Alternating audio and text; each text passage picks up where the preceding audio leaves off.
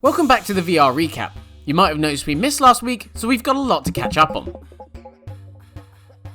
First up, yet another Sony VR patent has surfaced, hinting at possibilities for new features for the next PSVR headset.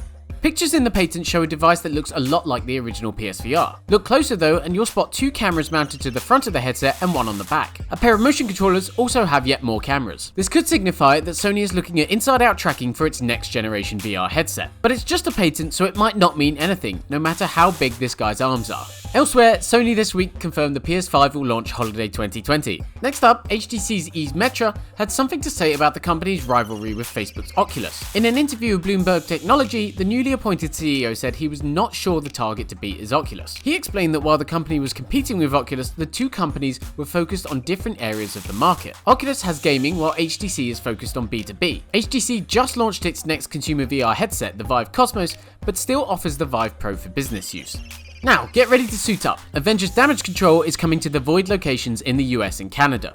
This is a brand new Marvel VR experience set in its cinematic universe. Players will test out new armor that mixes Iron Man and Black Panther designs. Famous faces like Spider-Man and the Hulk will join you in a battle against Avengers baddie Ultron. Stars like Benedict Cumberbatch and Paul Rudd lend their voices to the experience too. Damage Control opens on October 18th. You can book tickets via an official website now.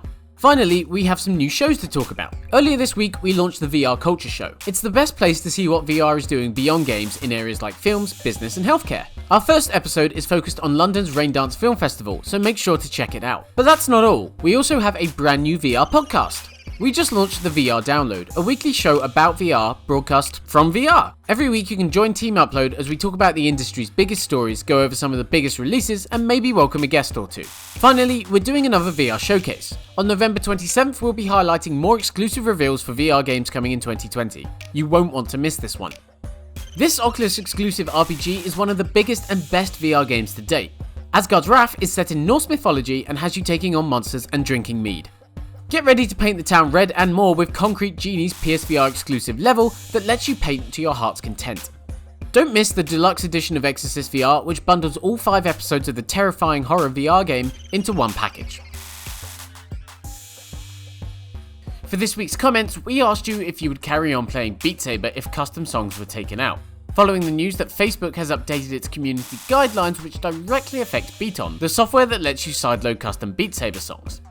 Some of you seemed unbothered, like Restart and Jeremy. But others were adamant they'd not be interested in the game anymore, like Lulu, Matt and Chaos.